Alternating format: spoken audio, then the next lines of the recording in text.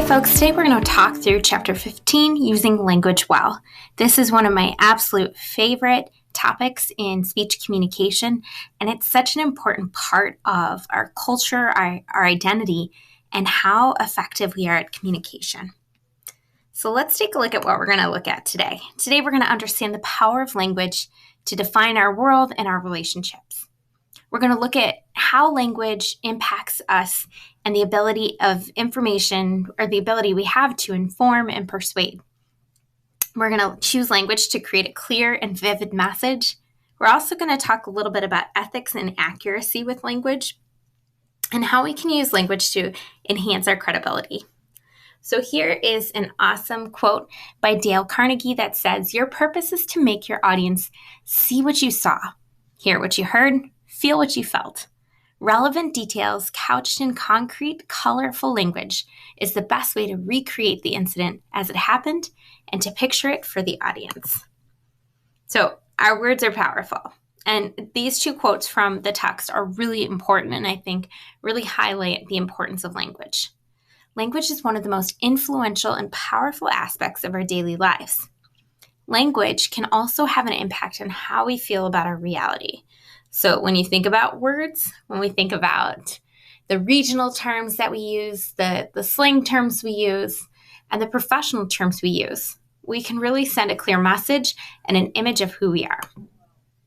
So there's a little bit of a difference between communication and language. Communication occurs when we try to transfer what is in our mind to the minds of our audience.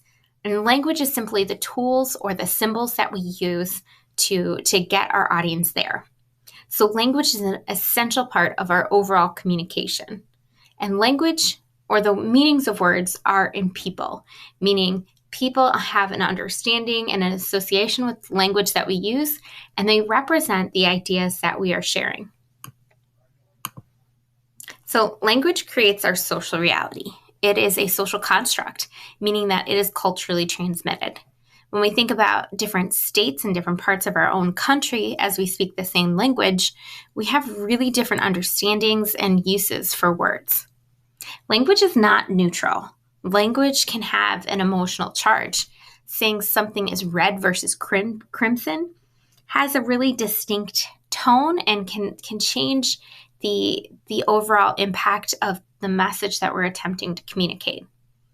Language reflects who you are, just like a mirror. It shows, how much you know, what your experience is, and how you understand the world. And you want to be very careful when you choose the words because they represent you. So, constructing a clear and vivid message. If you look at the image here, that idea of if we use unclear words, if we are vague and we're not specific with what we're trying to communicate, it's going to feel like to get to point A to point B, like we're going in circles. We want to be very direct and intentional with our language, much like the second example. So in order to do that, you want to use simple language.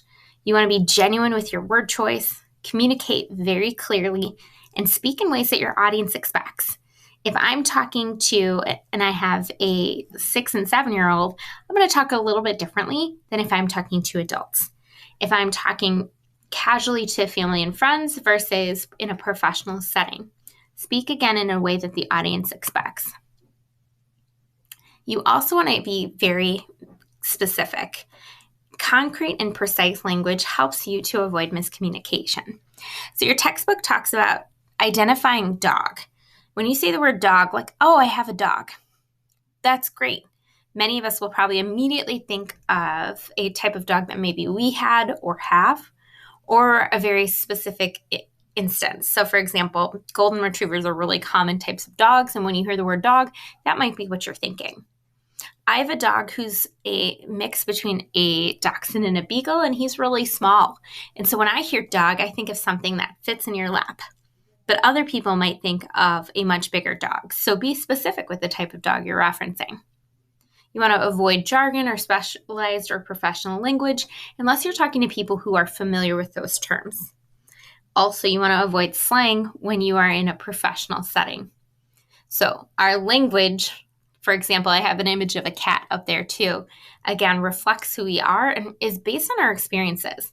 When I hear the word cat, if I think about small kitten, because that's my experience with cats, that is something that that's going to be in my mind. But I might be talking to someone when if they think of cats, they think of something much larger. So that clarity is so important so that our ideas are an accurate reflection of our intended communication message.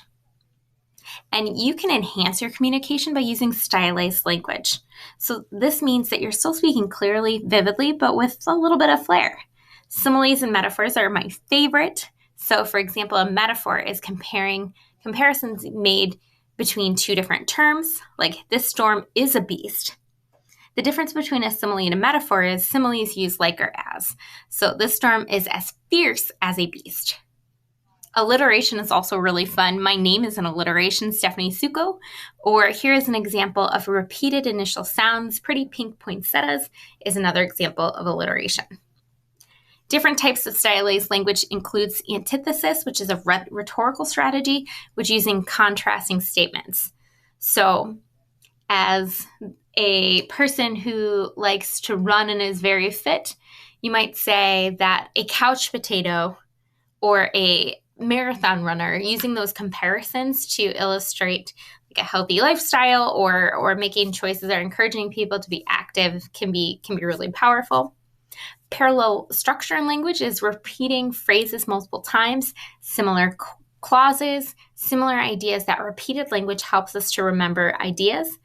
And then the most important, I think, is personalized language, which is using you, we, us, inclusive language that encourages people to feel like part of the conversation or part of the speech. Now, language, again, is culturally transmitted. If we look over here on the right-hand side, you see 3 different examples of trees. During the holidays, when we hear the word tree, we might immediately, many of us would think about Christmas trees, celebrating a certain holiday. Not everybody celebrates that, though, and especially throughout the whole world. In the Midwest, we think of maple trees typically, because those are the types of trees we see the most. If we lived in the upper northwest part of the country, the Pacific Northwest, we might think of redwoods. Having different types of trees around is again, part of our culture and our understanding of language. Successful speakers are able to recognize that words are so important, and especially thinking about your audience and their understanding of words as well. Ethical speakers attempt to communicate the reality of a situation and use words to create that accurate depiction of what is really happening. Ethical speakers also need to keep in mind that historically, language has been sexist and heterosexist. So, what does that mean? Well, generically, he has often been used instead of they, them. The generic pronoun has been masculine. So previous to more modern times, people would say mankind, policemen, firemen, instead of humankind, police people, officers, firefighters. So there's ways to change our language to ensure that it is not assuming that a certain person or idea is masculine. Also spotlighting and emphasizing that male nurse or girl boss.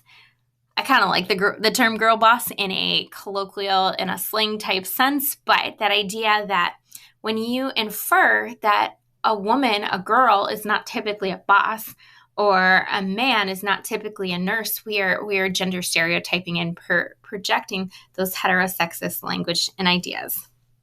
The use of sexist language is not only grammatically incorrect, but it's also linked to ethics because it's just not accurate. So we want to avoid some pitfalls when it comes to language. Avoid profanity or hyperbole or extreme exaggerations. We want to avoid powerless language as well. And some of those examples of powerless language are on the right side of the screen here. Those are hedges, tags, and qualifiers, such as maybe we should, or I sort of think, don't you think? Those ideas of making our ideas less valid or trying to attempt to be kind, but really we're taking the power out of our language. Incorrect grammar and cliches are also things to avoid.